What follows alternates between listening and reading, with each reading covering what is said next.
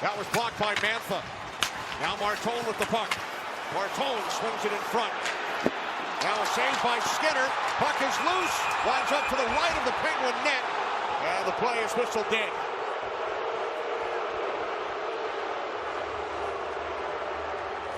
Konecny attempting to get back up on his skates. Martone right in the middle of this.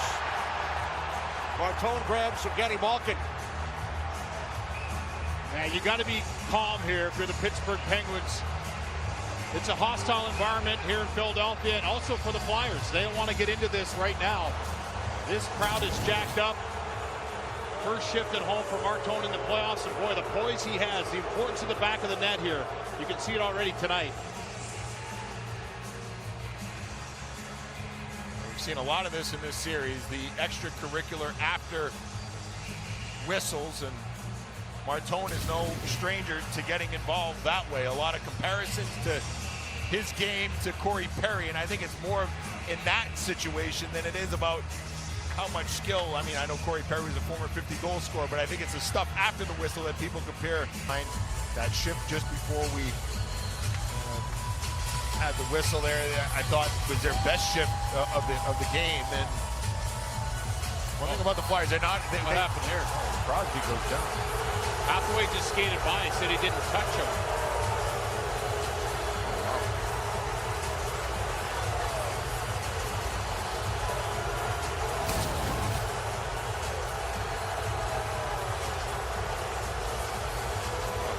Oh wow, the stick came up and got him.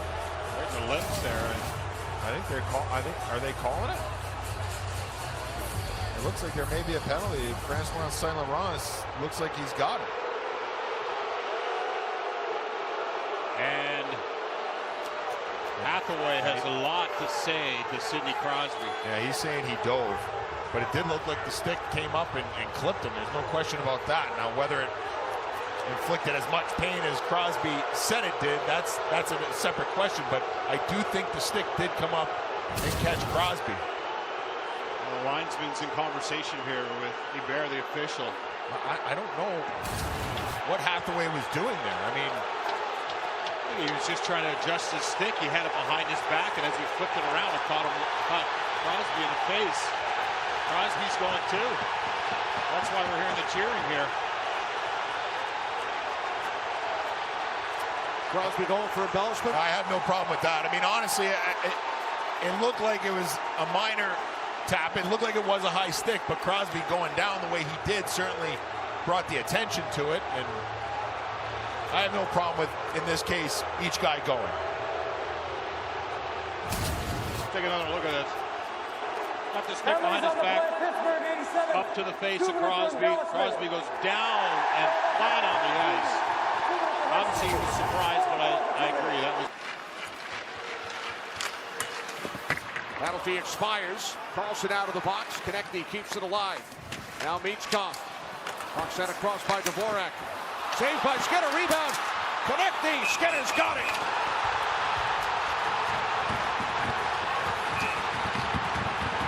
Oh, that's rust. It's all over Konecny. This thing is getting wild down by the Penguins' net.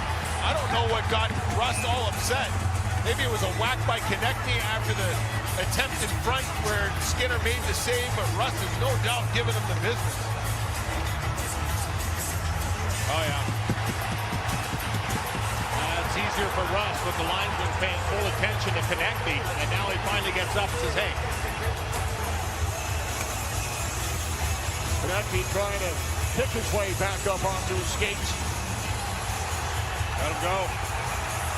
Well, Konecny's asking him.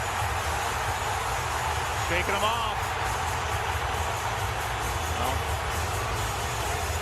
To be continued. Sanheim over. Have words with Rust.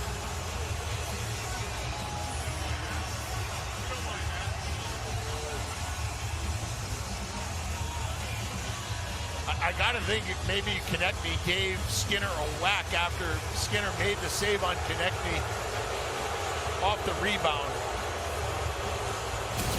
As we look at our AT&T connected cam. Save. I'm I'm not really sure. Oh, it was an elbow there by Konechny on Russ. Okay. Had nothing to do with Konechny touching the goaltender. It was all about the elbow that Konechny delivered on Russ that got him all wild. The question will be, did the referee see the elbow that initiated all of it? And how about Sanheim there too? Fighting to get involved. Oh, yeah. Yep, there's the elbow from Konechny.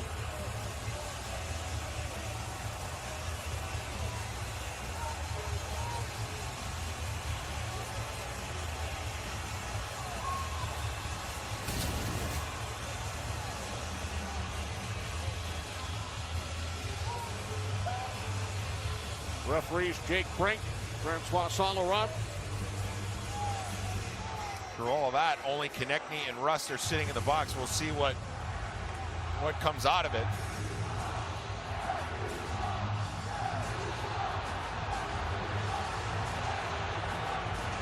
It looked like Jake Brink may have made mention of, he was pointing to the head to Konechny when he was skating to the penalty box. I don't know if they saw the elbow or not.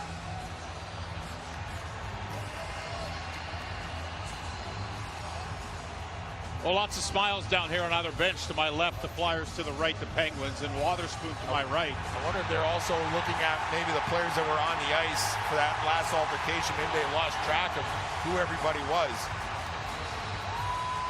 Well, that's when you get the notepad out, but I guess that there was too much going on for that.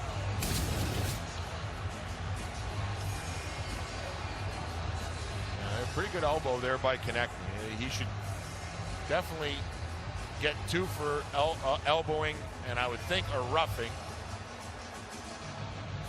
And through all that, I mean, you could imagine a double minor for roughing from Russ. I mean, I don't know that there will be any penalties that come out of this. It didn't seem like one person was doing more than the other. At least that's the way I saw it.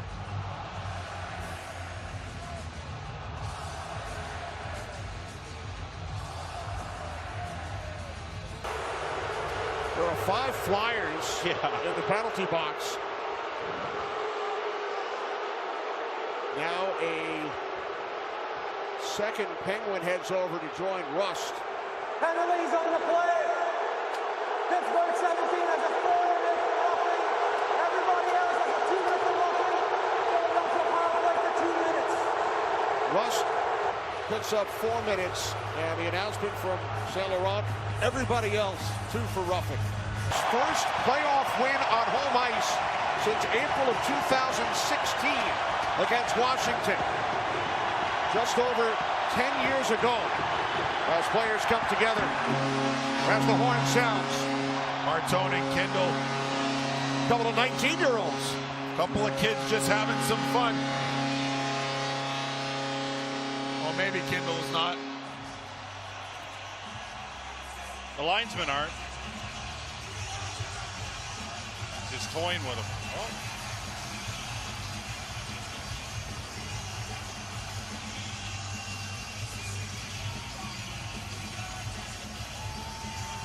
Couturier with a little tap on the backside of Martone, saying, "Okay, that's enough. Let's go celebrate. Let's get out of here."